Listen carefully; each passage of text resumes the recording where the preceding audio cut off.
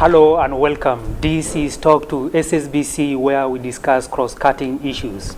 My name is Duko Wilson, and today we are at the National Election Commission, where we are going to discuss about the preparation of the institution in regards to the elections in December 2024. The National Elections Chairman, Abednego Akok, talks to SSBC now. Welcome to Talk to SSBC, Honorable Abednego Akok. It is my pleasure to host you, and thank you for giving us your time to talk to SSBC this evening.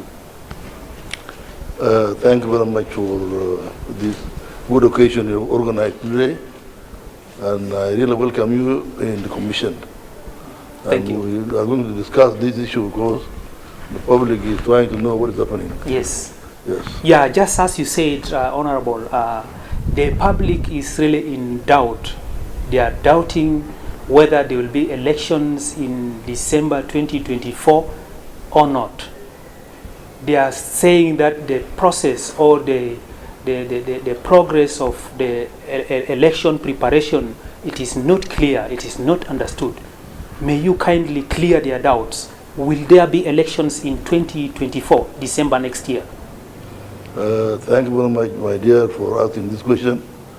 And it is very important to enlighten the public about what is expected to happen after the transitional period. It is important for us to read the revitalized peace agreement, because everything is detailed there. And then, second document is to follow the roadmap, which has been done by the political parties recently. And they made it very clear that there are stages to be completed. And that's why it is important now for us to awake and alert ourselves that this transitional period is only for 2 years. Now it has started in last month, and we are counting day by day. So what is very important now in this particular situation is for the political parties who are the stakeholders of the commission, the legislative, the media, and the civil society should sit down and try to revise and revisit this roadmap day by day. As soon as they know that it is going on well, then we will caught up by time. But if we don't do that, then ultimately we will later on run short of time, and we will begin to say, oh, we didn't know. But it is there that by December 2023, 2023, we are left with the 2 years. Yes. And then you go to December 2024, this is the beginning of the election period. Now, what is very important, which is very vital for us, is what could be done within this period, from March now until December 2024. Now, if we reach that period, then the other 2 months are to run the election.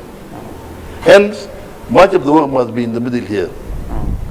And that's why now we, as a commission, I met the president a few days ago to learn and exactly to discuss with them this issue of the act to be amended within the peace agreement. It says it must be amended. And to do that, there are certain stages which are to be taken until it reaches the parliament. Now the act is now in the Council of Ministers, and we discussed this with the President. They may pass it soon to the Assembly, where it will be discussed and passed as a law. Then point 2 will come in now, that all the commissions, including the National Election Commission, are to be reconstituted. They can't be reconstituted unless this act is passed. It becomes a law now. Then they will come and reconstitute the commission. And then from there, will go on. One would really say our attention as a nation now should be based on these 20 months. These 20 months, we want to sit down and follow day by day, because the election is a process. Yeah.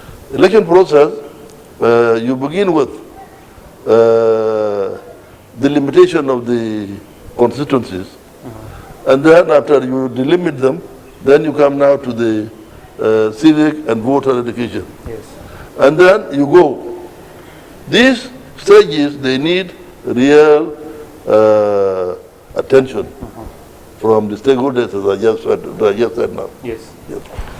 So until now, according to what you are saying, you are not sure whether elections will take place in December 2024?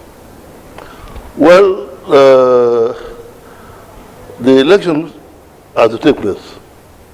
Why? Because the revitalized peace agreement has stated it very clearly that the 36 months will finish.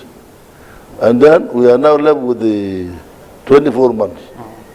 Out of this, it is now the will, the political will of the political parties, the executive, the legislature, and then civil and political parties. They have to determine this according to the peace agreement. So up to this level, the institution or the commission has not been reconstituted. You are still waiting until the reconstitution is done for you to be a full institution that is guaranteed by the constitution to hold elections or to prepare the country for elections, right? Well, this has been made very clear by the peace agreement, the revitalized peace agreement, that the commission should be reconstituted to welcome other partners who are outside the election commission. Hence, that is the point we made it very important. It must be reconstituted to welcome others. So what has the commission done so far up to this level? Well, the commission... As you wait for other amendments maybe in the constitution or the reconstitution of the institution, what has the commission done up to this level in regards to the preparation of the coming general elections? Well, with us here, we were consulted by GIMIC 2017 to participate in the amendment of the National Election Commission Act, which we did, and we followed them. Even the last one, which was done last month, we participated there. Which areas are to be amended and which areas are not to be amended. So we participate in all these stages. Okay. Yes. So how many political parties have the institution or the commission registered so far? No, they are to be registered by Political Parties Council, which is a different institution. But we have the link when is a political party established. It is established when 500 voters are selected, then you can become party now. So I learned that the Political Parties Council Act has been passed. So what are the key priorities of the commission towards the preparation for the elections? This is a very nice question, and I really wish if all of us could pay attention to this question and answer it properly. To take you back a little, when the commission was established, this building was hired by the Americans. Yeah. I first. And we went on until 2013 when the war broke out. When the war broke out, the Americans, they withdrew. Yeah. And they left the accommodation of the headquarters with the government of South Sudan. And that's why you usually hear every now and then we'll get to accumulation of rent. But the priority now As far as I'm concerned, we really we develop a building near J1, and we really need the government or other political stakeholders to pay attention, and even the UN to come in, and they complete that building for us. Say that the headquarters have a good accommodation within the capital city, Juba. So these are the expectations. And last month, Martin Elia wrote to the UN about this issue. So we are expecting them. At the same time, the states, there are 10 offices in 10 states. But now, after the war, so many of them have been deserted. We need really to go and establish them and see. During the governors' forum, I appeal to the governors that much of the election work is being done in the states. So they should really support us by giving us a piece of land or their own offices that we build them as election commission offices. This is as far as the accommodation is concerned. And then, after we have done that and we have succeeded in this, we will now say we ought to have civic and voter education. Being a new nation, the election we was done during Sudan time, these really open up the minds of the citizens. What is their role? So the civic and voter education will be done. That the public should be made aware that the power is yours through the vote. Your vote is very important. And how do you enjoy that vote? Is when you register. When you register, you wait now for the polling date. You go and vote for a person you want to lead you. So this is the third stage we are planning to do, and we have already developed the strategic plan to see to that all this can be done. Then we need warehouses where election materials are to be stored. This is another program which should be done in the 10 states as well as in the headquarters here in Juba.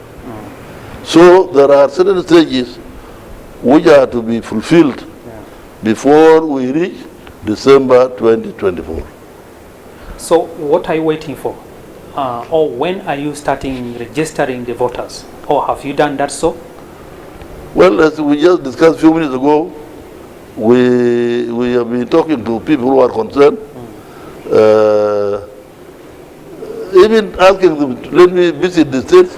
They can't provide us with the materials to go and visit the states. To visit the states? To see in the ground what is happening there. Most of them are now in Juba here. What are you going to do? When I visit them, I will talk to the governors, and I will see practically their accommodation. Then I will say this is the building where the election commission is going to be established. I will have the confidence that in 10 states there are high committees building there, and the staff is already there. Yes. Now, at this early stage, the government cannot provide funds for visiting the states, according to you. How is the government going to provide funds for this election next year, 2024? Well, as I just as we discussed before, there are certain responsibilities. There are responsibilities belonging to the election commission to design and run them, and there are responsibilities which are completely to be handled by the government. That is resources. They have to provide us with resources. And then the UN has been asked. Those are the bodies which are responsible to provide us with resources. Have you given the government your plan, and even including your budget, that this is the budget that you need for the general elections in December 2024? Have you planned that already? Have you submitted to the government? Or what has the government responded to you? I just said a few minutes ago that we have embarked now on our strategic plan as a commission. So we are working on that plan now. Yeah. Which I think by the end of May, it may be out. May Yes, this year. yes, May this year may be out, because we need the budget we need now. We need an election budget, which is bigger than the normal overseas budget we were using before. Before we get only 31 or 34 million pounds per year. But the election budget is bigger than that. It is also, let us visit some of the countries and see their election calendar and how they have designed their budgets. Time is running so fast, Honorable. Are you sure you are going to meet the deadline of holding elections next year? Gentlemen, the issue is how serious are we as a nation? When I say as a nation, the government of the nation, the political parties of the nation, the legislative assembly, the media, and the civil society. If they are all serious to see to that we want to turn to run election peacefully, they can provide all these resources. If not? If not done, it will be another decision. I understand last week or the week before you met the president regarding the elections issues or preparations. What have you discussed? What have you agreed on? Well, as I just told you in our introduction, I thought to meet the president and to share with them some important issues. One of them is the amendment of the National Election Commission Act. It has overstayed, and I said that during the Governors Forum. What level is now the amendment of the bill? It is now somewhere in the Council of Ministers. Council of Ministers. It did not reach the Assembly. So it's still very far. Not far. The Assembly will come at the end of this month. Then that's where the document will be presented. Okay. It will not take more than a week or 2 weeks. Okay? What is your advice to the government so that you can meet or deliver your roles as the chairperson of the commission? And the commission is mandated to organize general elections next year, December. What is your advice to the government for you to meet your mandate or your roles so that you don't fail to deliver your targets? Thank you very much. This is a very nice question. And this question, people must listen to it very carefully. It is a concern of all Southern Sudanese that the peace agreement, the revitalized peace agreement, has made it very clear that the election is going to be held within this period. Now, this period, people are witnessing it now. It is not stagnant. It is always passing. We need really those of IGAD who made peace with the political parties in South Sudan. They should follow up the mandate, such that, and I told this to the African Union when I met them last month or this month. I told them that the roadmap which has been made should be followed up very carefully, such that we are not caught up by time. And in fact, I told our president that this is the major issue now. Some of us are not familiar with this act, and I'm sorry to say this. Some of us are not even following the dates.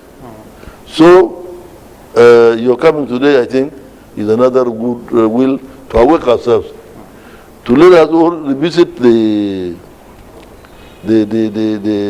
roadmap, and then follow it properly. Yeah. We as a commission, we have to make our strategy. We have to make our strategy ready for any call at any time. Say that we are not told, where are your documents? Yes. What is your biggest fear while executing your duties? Well, you can't fear because we are being guided by God and by the laws of the nation. Are you not fearing that you may not meet your deadline of delivering elections next year, December? If the resources are not at hand, then definitely I will not meet the target. And that's why I just told you before, I went and met the president and told him, His Excellency, the time is going. And we need really this revitalized peace agreement to be fulfilled. Let us speed up the issue of amendment of the act. Okay. So the only way forward is implementing the road agreement. Well, the roadmap, I mean. Yes. Well, I being a technical person in the commission, and who has been following up the election implementation, whatever you do, you extend it. You extend it. One day it will happen, because this world now is a world of democracy. Okay. Yeah. So, for us to change and to fulfill our wish is to implement the peace agreement. Okay. Yes. What inspired you to become the chairman of the election commission?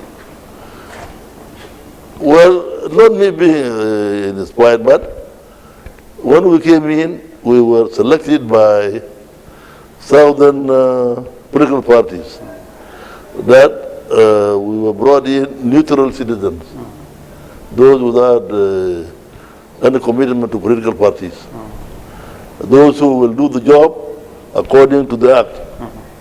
And in the act it is written that the commission should be independent, and the commission should be honest, and the commission should follow the vision and the mission of the Election Act, of which I accept the job because of that. And secondly, the world now, if you follow up the world is highly democratized. We have now seen during our neighbors here. So we attend elections and we see what happened in their countries. Why not ours? Thank you. Let us go for a short break. When we come back, you talked about the commission must be independent, it must be honest. You will have to tell our viewer whether you have attained this trust, or whether the commission is already independent, whether the commission is honest, right after the break. All right? Great. Viewer, let's go for a short break. We'll be right back. Please don't go away.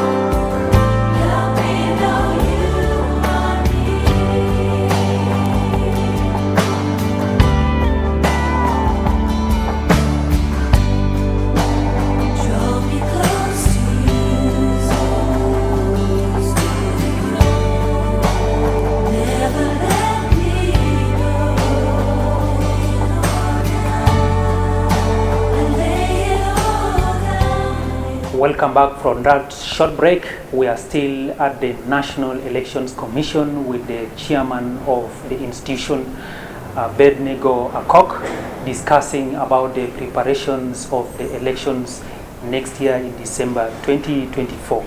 Welcome back. We are still having more to discuss. Welcome back from that short break. As you were talking about your interest, the reason that you became the chairman of the National Election Commission was because of the the situation that the election commission was to be independent, it has to be honest, and that one caught your attention. How far are you now with the institution? Have you attained that goal of being independent, being honest, trusted by the South Sudanese people? Well, one would not say we are being trusted, but one would say this is a national duty. And if you are entrusted by the nation to do a duty, you must follow the law. The Election Commission law is very clear that you must be independent, that you should not be belonging to any political parties, that you respect the vision and the mission of the Election Commission. So the act is very clear in this. And then being a South Sudanese who have been involved in so many elections before and who is aware of all this movement, I was selected by them and I accept the job, and I thought it is a national duty which one should perform and be a record in the future. Yes. For your legacy. Definitely. So at this level, what steps have you taken to ensure that there will be free, fair, and transparent elections based on your logo here?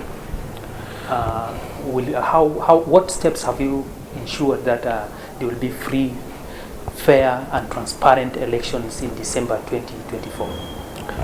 When I took over the commission, it was written that there should be election in 2015. Yes. And then when I came, I called the colleagues for a meeting in the office here.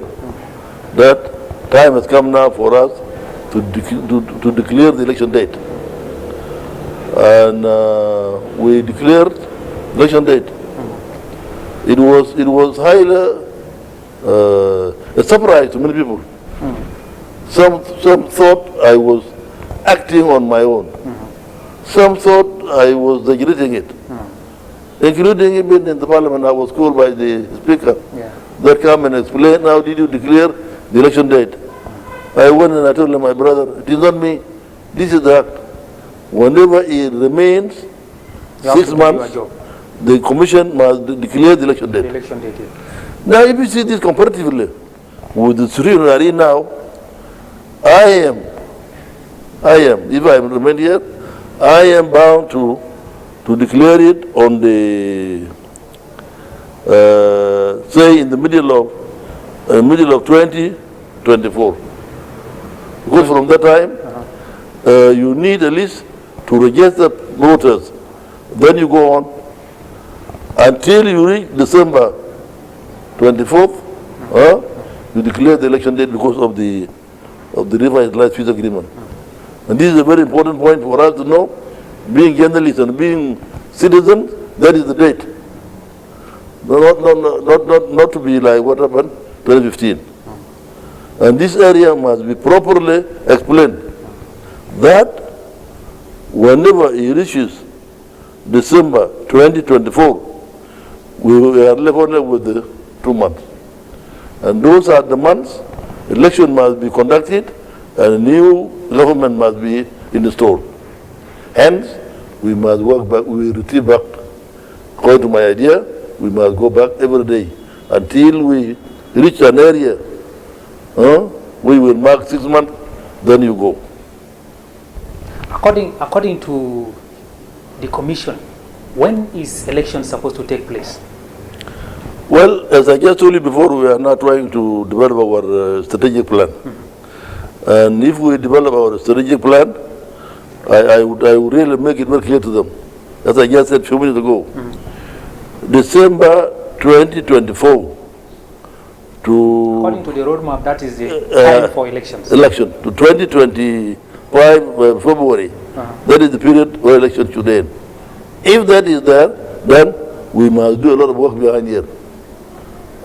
6 months behind this, or 4 months behind this. Okay?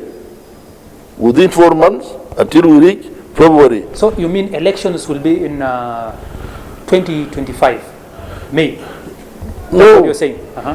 Election will, on the 24th of December, 2024. 2024.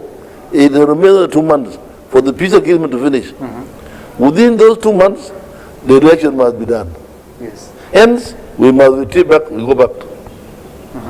Something must be done before we could reach that period. In other words, in the act, in the whole act, it is said election date must be declared when it remains 6 months. Now, if I have been calculating it, and this is a very tricky one, the one which has been made by the political parties.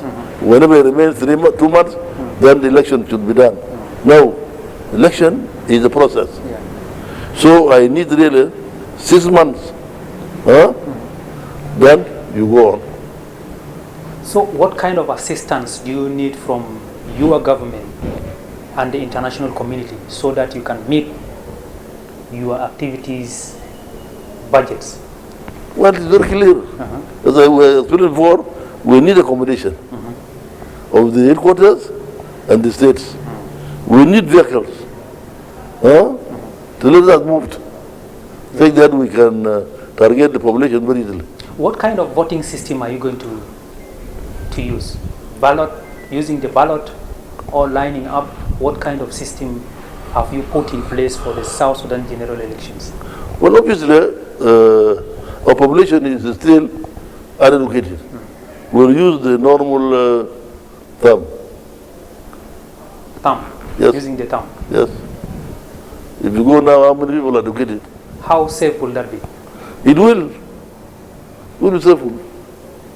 You talk about the security situation. For example, places that are having insecurity.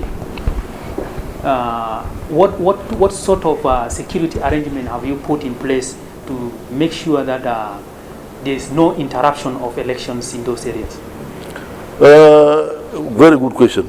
You know, there are 3 things which I think you should express them more. I talked to you about political will. This is the responsibility of the government. I talked to you about the resources, availability of resources. This is the responsibility of the government. Then the security. The security, there is election security personnel. They are to be brought earlier. They are to be trained earlier. And then they are to go to the field and see how safe is that field. So these 3 things, if we concentrate on them, it will be very nice indeed. This will help us make security better. And then the other sources of resources, the government should see to that they are assisted.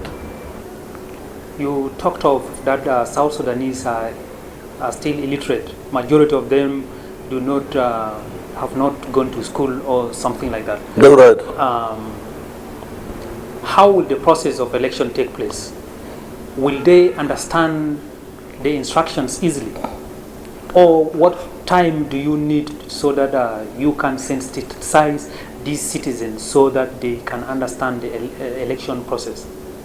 You know, they have been voting for so many years before they voted only during the independence, the referendum. No, before that, before the SPLM the war could break off, they have been voting. They know what is the vote. Since independence of South Sudan, Southerners, they have participated in voting. But within the war, some of them did not go to school, some of them did not witness voting. But the reason one they have seen. But the reason one was different because they didn't have nothing. They have nothing to do with the assembly or with the whoever is there. They wanted to go for a referendum. When they read a referendum, they will vote for separation. And when they are separated, that is the demand they want.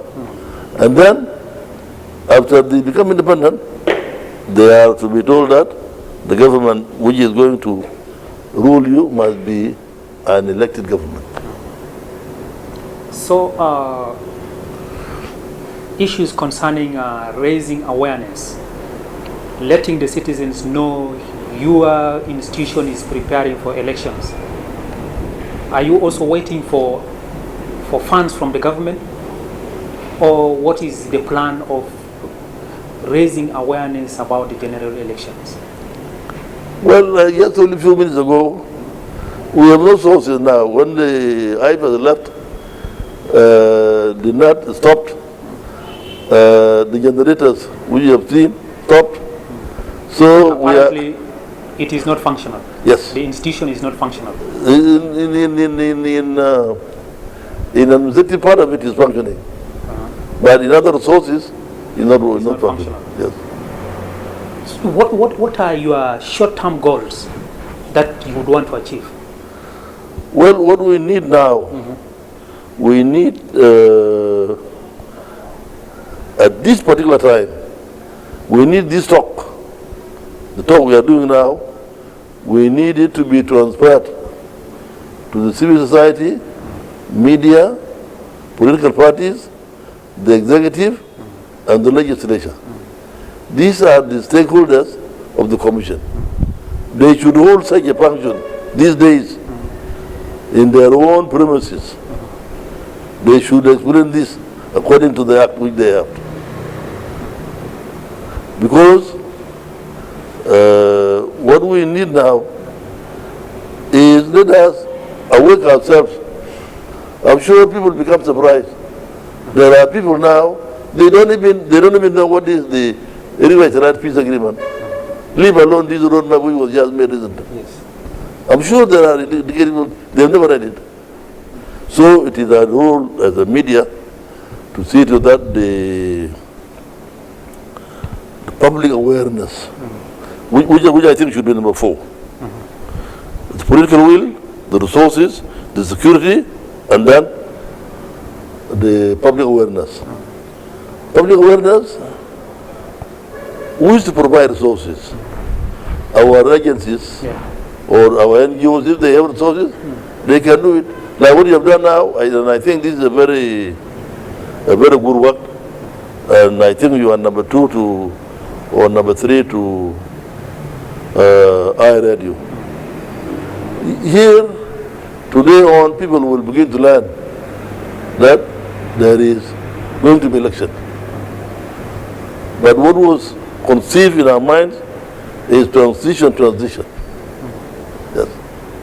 You have talked of political will several times in this discussion. Yes. Do you refer to the government as not interested in holding elections? Well, the government is interested in holding elections. So what is political will all about? But if you see now, the environment where freedom of speech or public awareness, it is very narrow. It is very narrow. Hence, something must be done to open it up. Like now, I'm happy that when I came out from the president, Voice of America came here, they interviewed me, and then the iRadio came, they interviewed me, and you just came now, and ours will be longer than what we did with those 2 media, and some people will not be surprised when they see me, they will be surprised because like iRadio is only for very few of them. And then the Voice of America, it is being spoken in America. Then what about this large population around us here? What shall we do to them? So, given the situation that there is lack of resources, lack of funds, almost all the activities of the institution or the commission are non-functional, what is the way forward? The way forward is to provide us with these resources. And that's why we thank Martin Elia. He wrote to the UN suggesting to them that they can erect our building. And then asking the UNDP or the UNAMIS to assist us. Yes. But what I know, we should not rely very much on foreign support. Yeah. Because sometimes they may break off like what they did 2014. Yes. So this is another fear which you must be aware of it, that we will not wait so long. So will your commission be trusted by other political parties? I think it will be trusted by other political parties, because 2015 I decided to bring all those officials from the states. I brought them here, and then I came and gave them a lecture about the Election Act, make them aware that this is the law which we are going to apply in the field. And then what your role as a high committee is to enlighten people about the coming of the election and so on. So we did that, and some of them were even surprised and they were happy. And until now, like what we are doing now, they may be pulling up over the media that SSBC met with the Election Commission, and this is what is being discussed. So, in other words, we need the media to awake the citizens.